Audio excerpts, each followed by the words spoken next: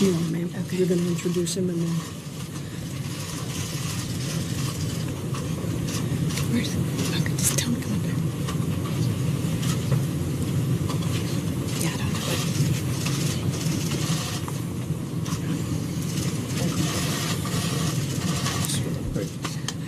Well, first I just want to start by thanking each and every one of you for your commitment to protecting our homeland. I had a couple seconds earlier to say that, so I won't belabor that point, but thank you.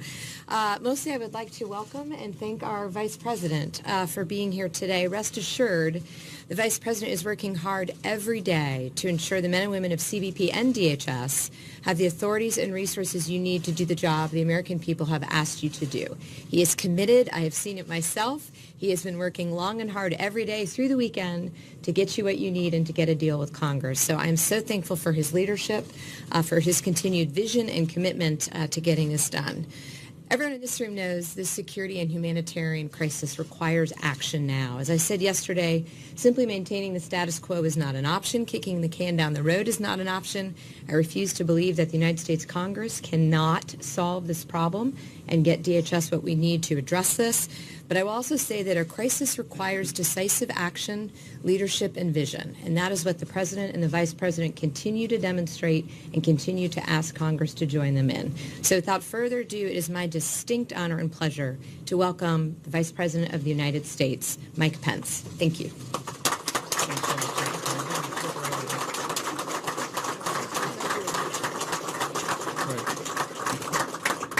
Well, thank you, Secretary Nielsen. Thank you for your great leadership, the Department of Homeland Security, to Commissioner McAleenan, who is with us today, and to Chief Carla Provost. We just couldn't be more proud of your leadership or all of the great men and women of U.S. Customs and Border Protection. Would you join me in thanking Carla for her outstanding leadership?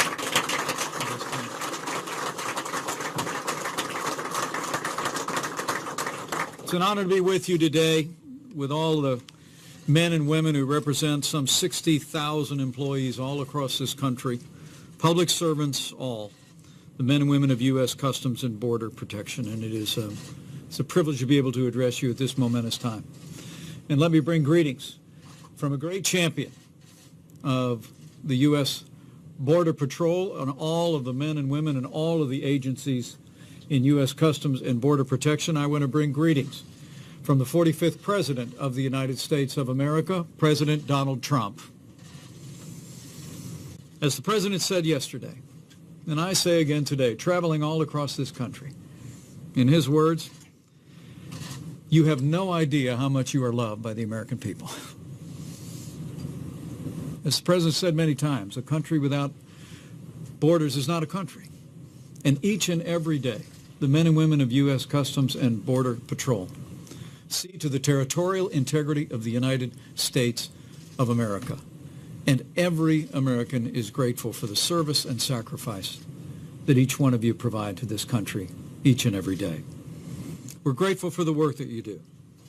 And let me assure you that in a challenging time, in the midst of a humanitarian and security crisis on our southern border, on behalf of the President, myself, our entire administration, I'm here to say we are with you, and we are going to continue to stand with you until you have the resources and the reforms to do your job.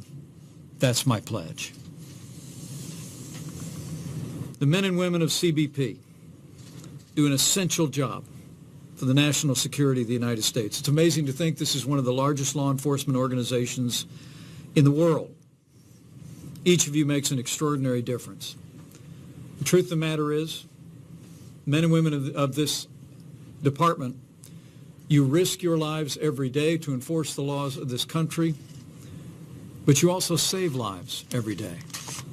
And in the midst of this extraordinary humanitarian and security crisis at our southern border, the numbers speak for themselves about your commitment to law and order, but also your commitment to demonstrate the compassion of the American people. Now, while some in the public debate say that this is a manufactured crisis on the southern border, I expect the men and women in uniform gathered here and those that might be looking on know the truth of it. I mean, the reality is today we've got nearly 60,000 people attempting to come into our country illegally every single month. And for the first time ever, driven largely by smugglers and cartels and human traffickers, 60% of those apprehended now are families and children. It's putting, as you all know, an extraordinary burden on our U.S. Border Patrol and on Customs and Border Protection. Newly released data shows that December was actually a record-breaking month for family units apprehended at our border. 27,500 family units were apprehended illegally crossing the border in the last month. It's placed an incredible burden on our system, and it represents literally 136% increase from 2017 alone. Now, there's been some confusion among this, and some of it actually has been fairly innocent in my view. I've talked to some elected officials who had the impression that illegal immigration on our southern border was down, and frankly, because of the efforts of U.S. Border Patrol, individuals attempting to come into our country are being apprehended and are being prosecuted in a manner that number has been declining in recent months. But what you all know is we've seen a dramatic increase in the number of families, in the number of unaccompanied children. In fact, there were 10,000 more members of families and unaccompanied children in the last month than when President Obama called it a humanitarian crisis in the Rose Garden in 2014. Let me say that again. In the last month, we saw more than 10,000 families and unaccompanied children attempt to come across our border. That was 10,000 more than when President Obama called it a humanitarian crisis in the Rose Garden in 2014. Well, he was right then, and President Trump is right now. We have a humanitarian crisis on our southern border, and it demands action by the Congress. And the President and I and our entire administration are going to continue to stand strong until we give you the resources and the reforms that you need to accomplish your mission. Let me also say it's not simply a humanitarian crisis. We recognize that each one of you risks your lives every day enforcing our laws. Gangs like MS-13 use our weak borders to gain entry into our country, and they target unaccompanied minors for recruitment. We know heartbreakingly that 300 Americans lose their lives every week to heroin overdose and addiction, and that 90% of heroin enters our country through our southern border. We know the scourge of human trafficking. 70% of migrants are victims of violence on their journey north. 30% of women, according to Doctors Without Borders, report being sexually assaulted during the journey north. It is remarkable to think in the last year alone, U.S. Border Patrol and our border officials apprehended 17,000 individuals with prior criminal convictions attempting to come illegally into the United States of America. We have a humanitarian crisis at our border. We have a security crisis at our border. And each one of you are on the front lines of standing in the gap and enforcing our laws, and you have our gratitude. Let me also say I was deeply moved to hear about the efforts of emergency medical technicians. I mean, it is remarkable to think that those of you wearing the blue and green uniforms out enforcing our laws on our borders have also been in the life-saving business. I just learned that since December 22nd, you've escorted 48 individuals to the hospital per day. And again, this is a reflection of the vulnerable nature of the population that's coming to our border, being exploited by human traffickers and cartels and smugglers. It's amazing to think that in the last year, 12,000 were referred for hospital visits by U.S. Border Patrol, but we're on track this year for 28,000 hospital referrals. Now, that's a demonstration of the compassion of the American people. Our hearts broke when we all learned of the loss of life of 2 young Guatemalan children who were presented at our border very ill. But the American people should know, 48 hospital trips per day now, on track 28,000. And again, it's a reflection of the families and the unaccompanied minors and their families that are being taken advantage of by those who would profit more than $2 billion estimated in the last year from human trafficking and smuggling. So it's a challenging time on our border, but I know you all have risen to the challenge, and you're all about the mission. And I really came here to assure you of our support, but also to thank you. Thank you for staying focused on the mission, even in these challenging times.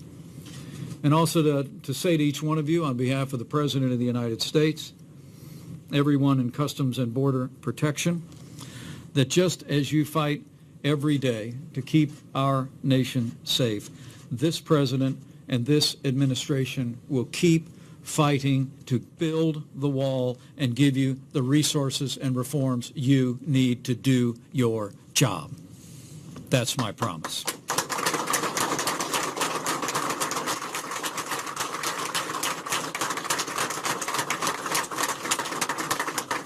We do it because it's the right thing to do.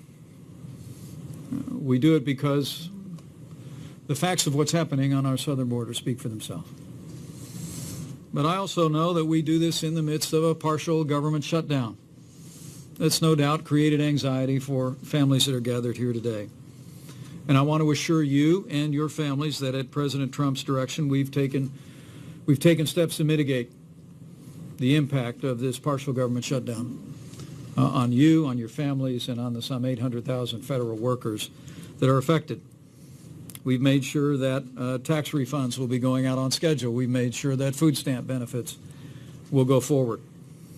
And I'm also pleased to report to you that with the full support of the President of the United States, just moments ago, the House of Representatives passed legislation that will ensure that all the dedicated professionals at Customs and Border Protection and all of the agencies affected by this shutdown will be paid in full when the government reopens. Your families will get your paychecks.